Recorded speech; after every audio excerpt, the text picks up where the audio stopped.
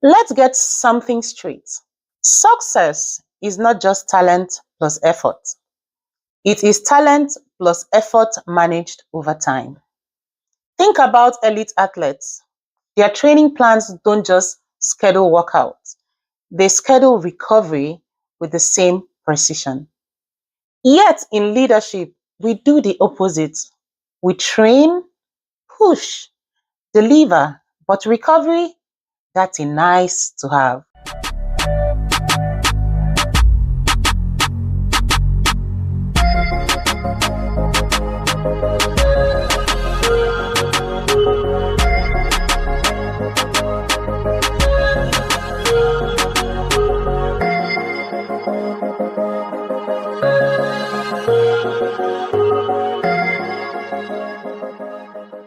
Do you know what I have noticed?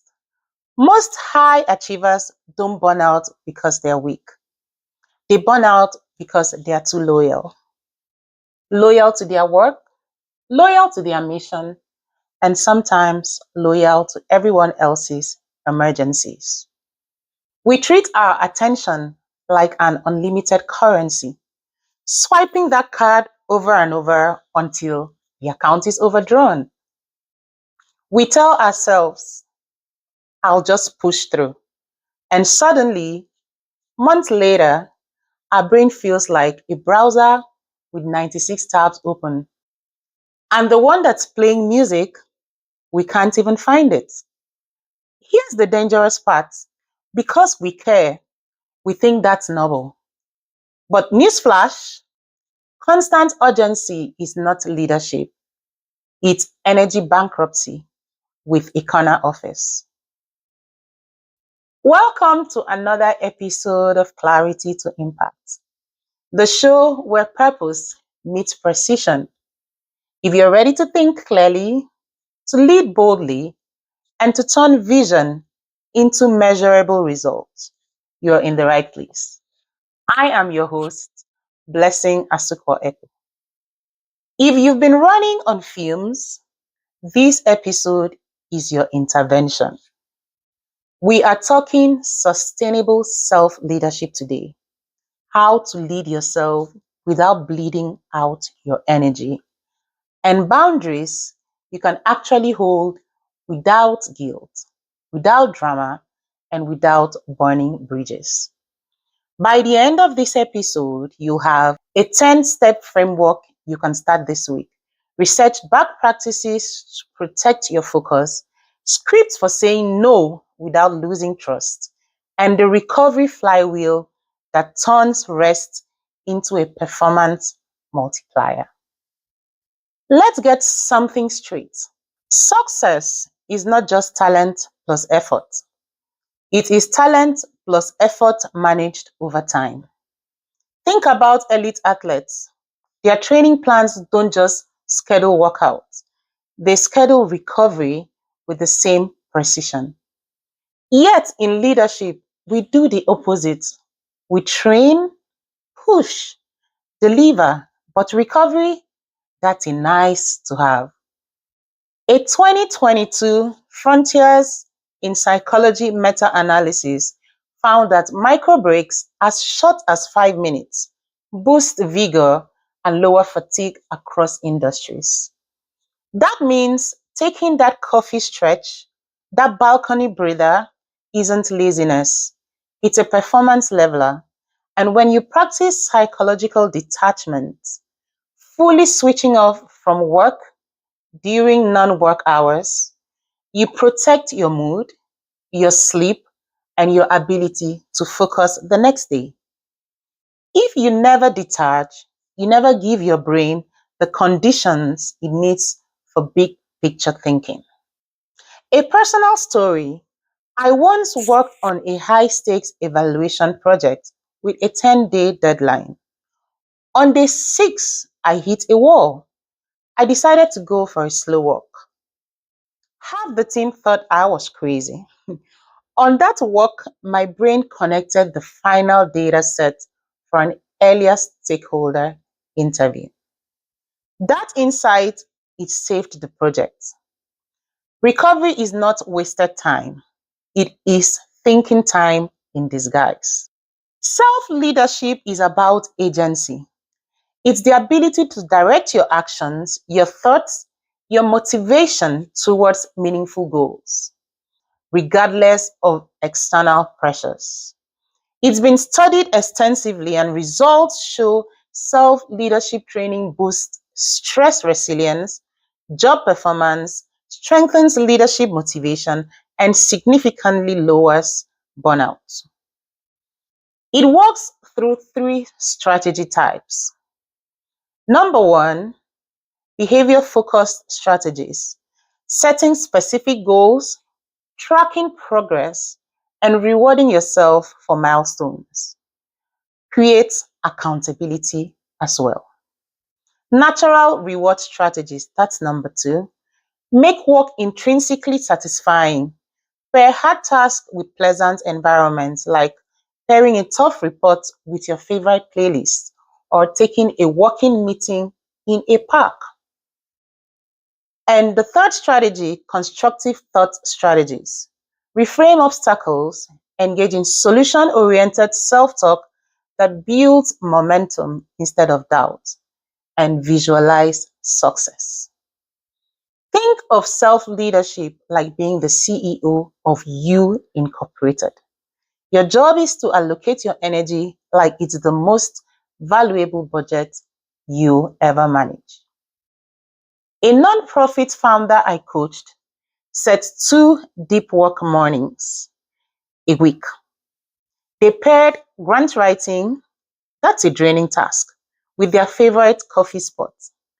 In 6 weeks, their funding proposal hit 90% completion without a single weekend spillover. Now let's talk about the 10-part system, boundaries, that I give to every client, from early career professionals to executives, for protecting their energy and amplifying their impact. B, baselines. Sleep, nutrition, movement, micro breaks are necessary. If your physiological baseline tanks, your mental performance will follow. Even inadequate sleep alone can drop cognitive performance by up to 30%. O, objectives and ownership. 2 non-negotiable goals per week plus 1 leadership identity statement.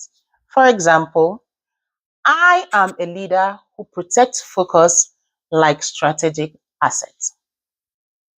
U, that's the letter U, unplug rituals. Now, you have to batch notifications, create deep work windows. Research shows even seeing a notification without responding can reduce working memory capacity. N, for non-negotiables. Block your big rocks like strategic work, health, or family before the week starts. Think CEO level strategy time, creative work to higher exhaustion and disengagement. I is for implementation scripts. Pre-draft phrases for saying no or renegotiating deadlines. E is for energy audits. Mark tasks as positive energy, neutral, or negative energy. Remove or redesign 1 energy task weekly. And S is for support systems. Build check-ins, peer coaching, or accountability groups.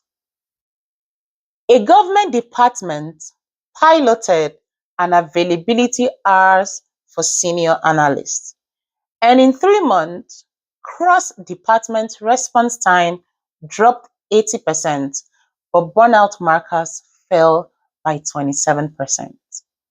Now, let's make this practical. Let's look at script you can read from your note app. To a boss, you can say something like, I can take this on, but to keep the quality high, I'll need to pause X until Monday. Should we reprioritize? And to a client, you can say, I'm offline on weekends to protect strategic thinking. I'll review this Monday morning. To a colleague, you can say, if it's urgent, call me. Otherwise, drop it in the dock. I batch replies at 3 p.m. And to family, you can say, I'd love to help, but I've blocked this time for a deadline. Let's reconnect after. Keep your tone calm and confident, never defensive. Emphasize partnership always. These are not excuses, they are agreements. They signal professionalism and self-respect.